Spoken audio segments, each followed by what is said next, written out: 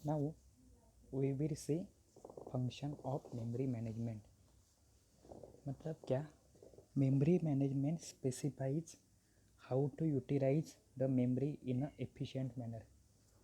Memory तो है, अपनी ही है, इसका मतलब कैसे भी यूज़ करना है क्या? नहीं।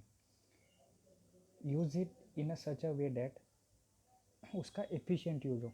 मतलब चीज़ें यहाँ वहाँ पे बिखर के रखते हैं, तो एक कोई बड़ी चीज़ हम लोग रख नहीं सकते, तो हम लोग क्या करते हैं, प्रॉपरली सबको अरेंज करते हैं सो दैट एक साइड पे पूरा अलोकेटेड और एक साइड पे विदाउट अलोकेशन स्पेस हम लोग को अवेलेबल रहे। Similarly memory management is the functionality of a OS. ये तो मालूम है अपने को कि ये फंक्शनैलिटी किसकी है?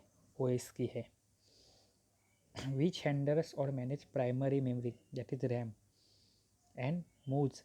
और क्या करना है, तो हम लोग देख रहे हैं कब से कि हम लोग मूव करते हैं। किसे मूव करते हैं? तो जो आपकी डिस्क में प्रोसेसेस है उसे मूव करते हैं मेमोरी में। वो सब ऊपर जो बोला वो हो जाएगा, address, absolute address, relocatable and all that. After terminating process it will be get discarded from memory. So if you want to achieve efficient memory utilization, कुछ तो हमें सोचना रहेगा, कुछ तो क्राइटेरिया रहेंगे।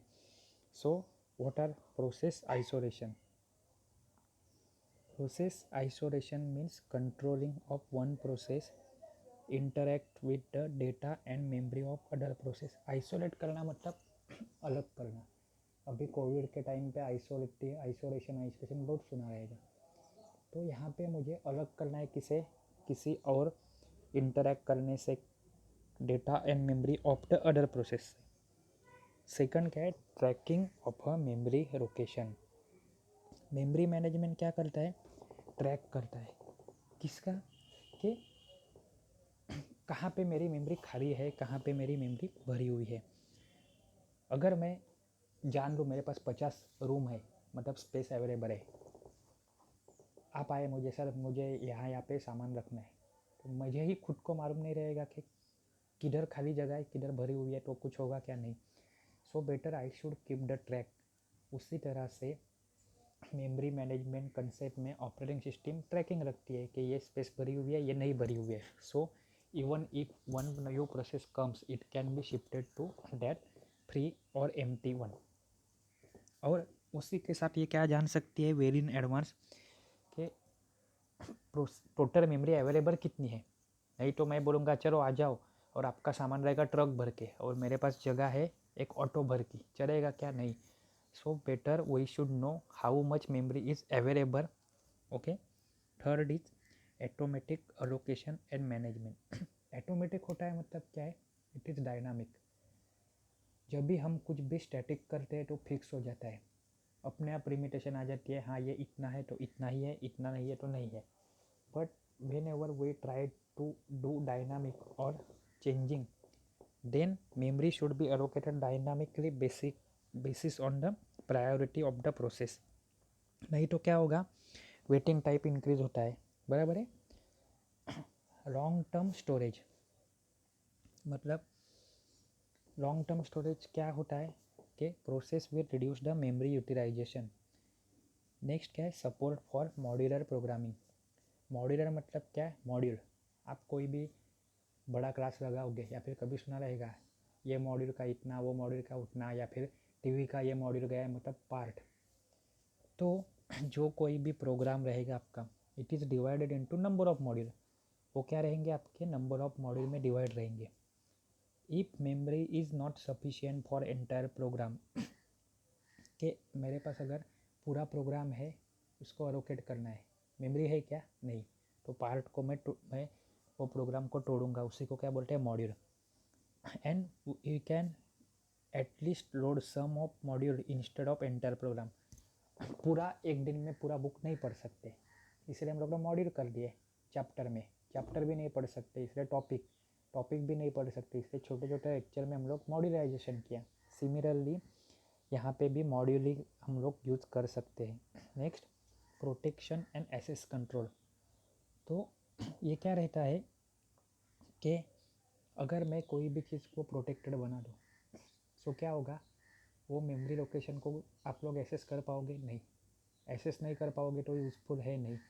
सो depending on requirement condition criteria we can apply the protection and access control scheme के access भी देना है लेकिन कितने टाइप का, रीड राइट कंट्रोल जैसा रहता है ना वो टाइप का। और नेक्स्ट क्या है, keeping status of main memory location.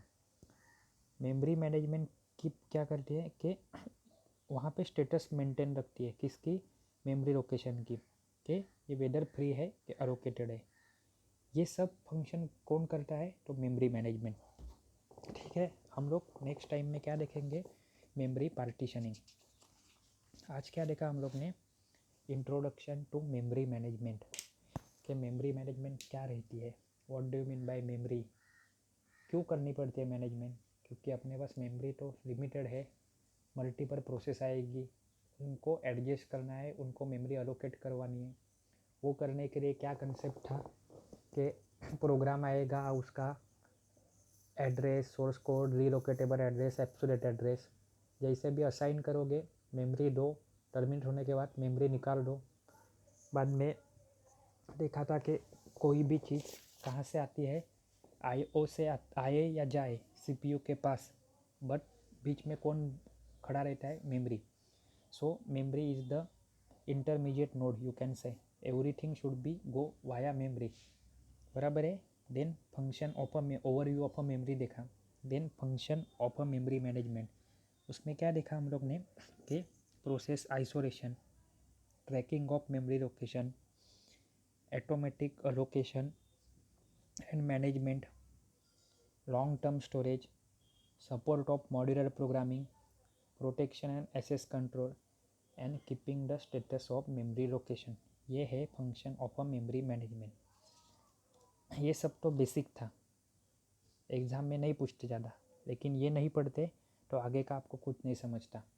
अभी के लिए ये वाली डायग्राम आपको अच्छे से याद रखनी ही पड़ेगी, ये वाली, कि everything which has to be sent और coming from CPU it must be go or come through the memory only।